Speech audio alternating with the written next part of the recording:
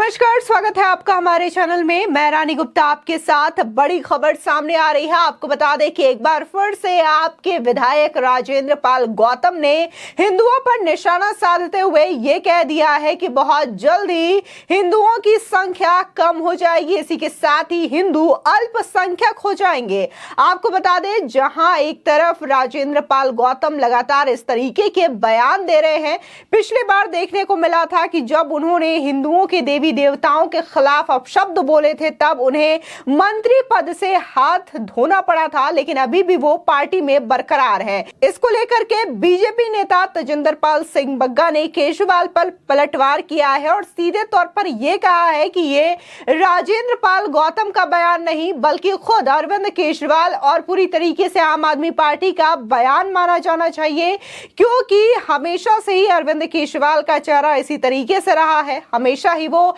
हिंदू विरोधी बातें करते हुए नजर आए हैं। आपको बता दें, इसी के साथ ही जहां राजेंद्र पाल गौतम ने हिंदुओं को निशाना बनाते हुए यह बड़ा बयान दिया है, तो वहीं दूसरी ओर कर्नाटक से भी कांग्रेस नेता ने हिंदुओं के खिलाफ अपशब्द बोले हैं और एक विवादित बयान दे दिया है। दरअसल उन्होंने कहा कि हिंदू पर्शिया से आए हुए हैं, उनका भारत से कोई नाता नहीं, कोई रिश्ता नहीं। इसी के साथ ही उनका कहना है कि हिंदू शब्द का मतलब बहुत ही गंदा होता है। आपको बता दें कि लगातार देखने को मिल रहा है कि कैसे चुनावी मौसम में जो तमाम राजनीतिक पार्टियां हैं वो भले ही हिंदुत्व का रंग ओढ़ लेती है, हिंदुत्व रंग अपनाते हुए दिखाई देती है, मंदिरों में जाते हुए नजर आती है, बाकायदा जय श्री राम के नारे लगाते हुए नजर आते हैं और हिंदुओं की भलाई के बारे में बातें करते हुए नजर आते हैं। लेकिन जैसे ही ये चुनावी मौसम खत्म हो जाता है तब ये जो नेता होते हैं वो अलग अलग बयानबाजी करते हुए नजर आते हैं, हिंदुओं के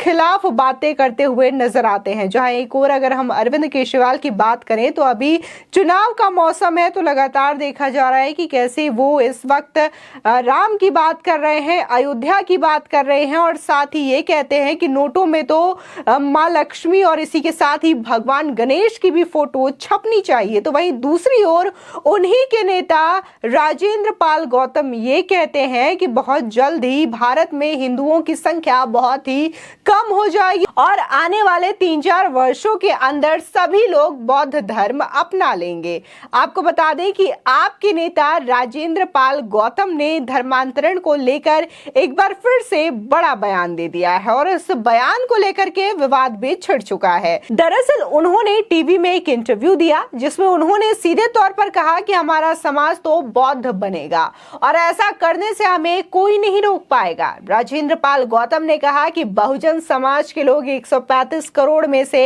110 करोड़ हैं, 5-6 वर्षों के भीतर वे सभी बौद्ध धर्म में परिवर्तित हो जाएंगे। जिसके बाद ये कहा जा रहा है कि लगातार जिस तरीके से ये हिंदू विरोधी बयान दे रहे हैं, हिंदुओं को इन्होंने आतंकी भी बता दिया है और इस तरीके से बार बार हिंदुओं पर निशाना साधते हैं, यह बिल्कुल कहीं से भी ठीक नहीं है। और आखिर इस पर अरविंद केजरीवाल बिल्कुल चुप क्यों है, क्यों वो खामोश है और इन पर कोई एक्शन क्यों नहीं ले रहे हैं, ये अपने आप में बड़ा सवाल उठाते हुए लोग दिखाई दे रहे हैं। इसी के साथ ही विपक्षी पार्टियों ने भी निशाना साधना शुरू कर दिया है। आपको बता दें कि बीजेपी नेता तजिंदर पाल सिंह बग्गा ने सीधे तौर पर केजरीवाल पर पलटवार किया है और ये कहा है कि ये राजेंद्र पाल गौतम का नहीं बल्कि अरविंद केजरीवाल और आम आदमी पार्टी का बयान मानिए, क्योंकि ये सीधे तौर पर देखने को मिलता है कि कैसे अरविंद केजरीवाल का हिंदू विरोधी चेहरा रहा है। जहां एक और हिंदू दीपावली को बड़े ही शुभ तरीके से मनाते हैं, बड़े ही हर्षोल्लास के साथ मनाते हैं, तो वही देखा जाता है कि कैसे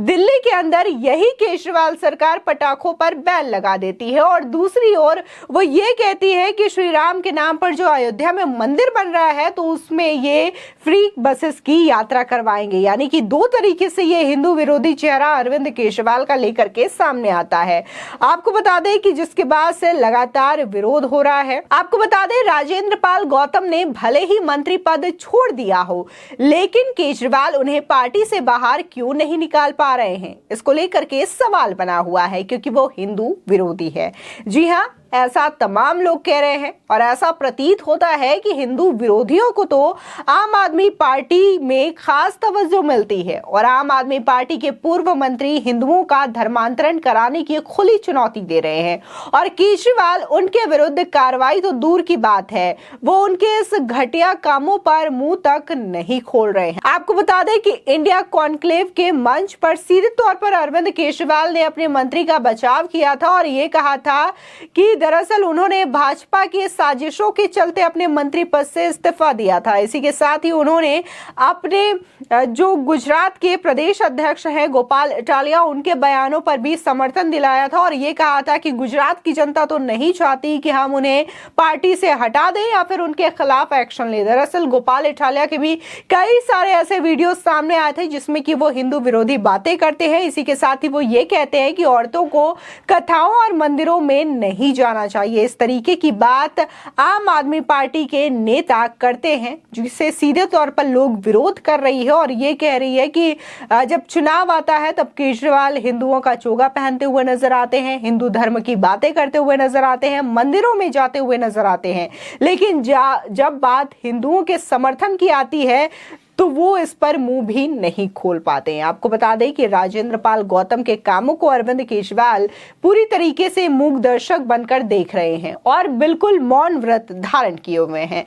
यानी केजरीवाल भी चुप रहकर कहीं ना कहीं राजेंद्र पाल गौतम का साथ ही दे रहे हैं। इससे यह सिद्ध हो जाता है कि केजरीवाल के साथ साथ पूरी की पूरी आम आदमी पार्टी हिंदू विरोधी बन चुकी है और हिंदू धर्म का अपमान करना उनकी आदत में शुमार हो चुका है। आपको बता दें कि दिल्ली सरकार में पूर्व कैबिनेट मंत्री राजेंद्र पाल गौतम ने दशहरा के अवसर पर जय भीम नामक एक कार्यक्रम में आयोजन किया था जिसमें उन्होंने 10,000 से भी ज्यादा हिंदुओं का धर्मांतरण कराया था। साथ ही उन्होंने शपथ में लोगों से यह बुलवाया था कि मैं ब्रह्मा विष्णु और महेश को कभी ईश्वर नहीं मानूंगा और ना ही उनकी कभी पूजा करूंगा। मैं राम और कृष्ण को ईश्वर नहीं मानूंगा और ना ही उनकी पूजा करूंगा। मैं गौरी गणपति आदि को हिंदू धर्म के किसी भी देवी देवताओं को नहीं मानूंगा और ना ही उनकी आराधना करूंगा। इस प्रकार से हिंदू देवी देवताओं के विरुद्ध जहर उगलने के बाद उन्होंने हिंदुओं का बौद्ध धर्म में धर्मांतरण करा दिया जिसका ना तो उन्हें और ना ही उनके मुखिया केजरीवाल को कोई पछतावा है। लेकिन इस वीडियो के वायरल होने के बाद तमाम पार्टियों ने इस पर सवाल उठाए थे, तमाम लोगों ने इसका विरोध किया था जिसके बाद राजेंद्र पाल गौतम को अपने मंत्री पद से इस्तीफा देना पड़ा था क्योंकि इसको लेकर के भारी हंगामा हो गया था। इसी के साथ ही ये सिर्फ आम आदमी पार्टी की बात नहीं है, कुछ इसी तरीके का रवैया जो है कांग्रेस पार्टी के नेता भी अपनाते हुए नजर आ रहे हैं। दरअसल कांग्रेस नेता और कर्नाटक प्रदेश कांग्रेस कमेटी के कार्याध्यक्ष सतीश जारकोहली ने हिंदू शब्द को लेकर के बहुत ही विवादित बयान दिया है और कहा है कि ये शब्द भारत का नहीं है। सतीश जारकोहली का बयान चर्चा और विवाद का विषय बन चुका है जिसमें उन्होंने कहा कि हिंदू शब्द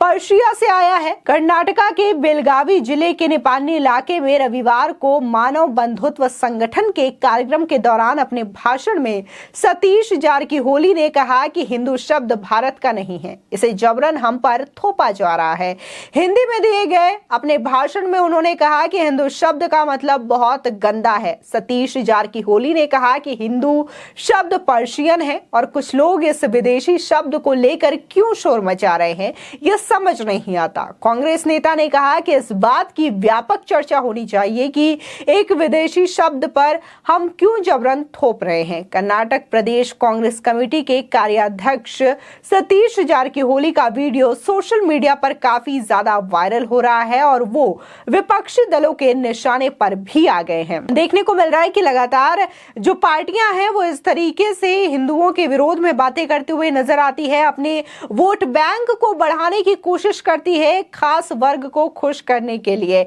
इसी के साथ ही लगातार जहां केजरीवाल के मंत्री को लेकर के लोग सवाल उठा रहे हैं तो वहीं अब कांग्रेस के नेता को भी लेकर के लोग सवाल पूछ रहे हैं और कहा जा रहा है कि बार बार इन नेताओं के लिए हिंदुओं को ही टारगेट करना क्यों आसान होता है, क्यों ये खास लोगों को और खास समूहों को हमेशा खुश करने की कवायद में लगे रहते हैं। फिलहाल आपकी इस खबर पर क्या राय है हमारे कमेंट सेक्शन में जरूर बताएं। आगे की और भी अपडेट के लिए चैनल को सब्सक्राइब करना ना भूलें।